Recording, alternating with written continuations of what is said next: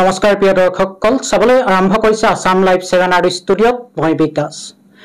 জনতাৰ প্ৰাণৰ শিল্পী, জনতাৰ মৰমৰ শিল্পী, জনতাৰ হিয়াৰ আমঠু জুবিন গাৰ্গৰ অন্তিম যাত্ৰাত লক্ষ লক্ষ মানুহে শোভাযাত্ৰাৰ জৰিয়তে যি শিল্পীজনৰ প্ৰতি শ্ৰদ্ধা অৰ্পণ কৰিলে, এই বিশ্ববাসীৰ দৃষ্টি নিবদ্ধ হৈ গ'ল। অসম তথা অসমীয়াই, অসম চৰকাৰখনে এক আদৰ্শ, এক আৰ্হি প্ৰতিষ্ঠা কৰিলে যে প্ৰকৃত শিল্পীক কেনেধৰণৰ সন্মান দিব লাগে।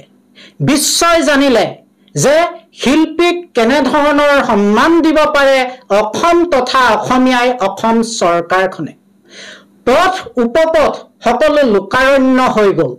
প্ৰায় 10 লক্ষ মানুহে এই অন্তিম যাত্ৰাত অংশগ্ৰহণ কৰিলে। কিন্তু অতি আশ্চৰ্যজনক, অতি প্ৰশংসনীয় বিষয় এইটোৱে যে লক্ষ লক্ষ মানুহ সমবেত হোৱা এই অন্তিম যাত্ৰাত কিন্তু কোনো ধৰণৰ বিক্ষিপ্ত ঘটনা বা দুৰ্ঘটনা সংঘটিত নহ'ল।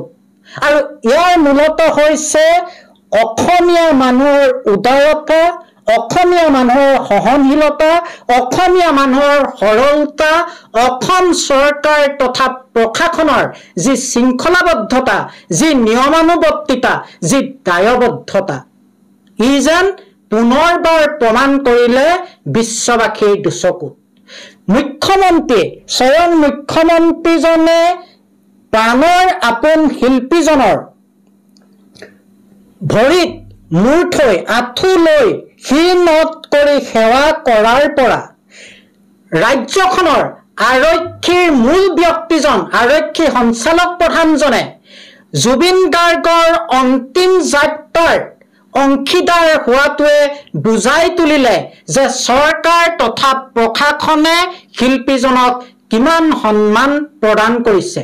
আজি বিশ্বত অসম চৰকাৰ, প্ৰশাসন তথা অসমীয়া ৰাইজৰ যি দায়বদ্ধতা, যি উদাৰতা, যি আন্তৰিকতা, যি প্ৰেম ভাৱ, ই কিন্তু দৃষ্টি নিবদ্ধ কৰিছে।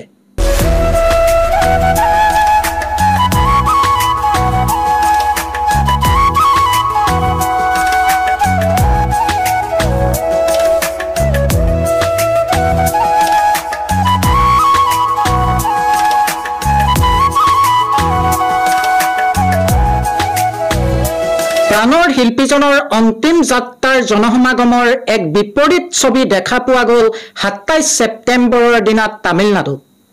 তামিলনাডুৰ কাৰু জিলাত ৰাজনৈতিক নেতা তথা প্ৰসিদ্ধ অভিনেতা বিজয়ৰ এক ৰাজনৈতিক সমদলত দেখা গ'ল এক বিপৰীত ছবি।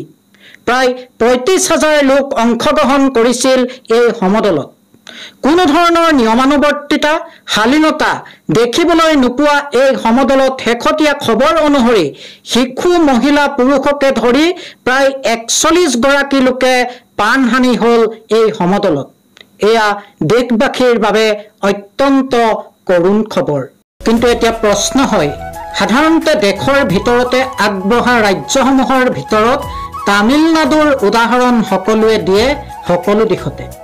কিন্তু এনেকুৱা জনসমাগম নিয়ন্ত্ৰণৰ ক্ষেত্ৰত অসম আৰু অসমীয়াই যি ধৰণে জুবিন গাৰ্গৰ অন্তিম যাত্ৰাত শালীনতা, নিয়মানুবৰ্তিতা, পৰিপক্ক নাগৰিকৰ প্ৰমাণ দেখুৱালে, সেই ক্ষেত্ৰত তামিলনাডু বহু পিছপৰি ৰ'ল।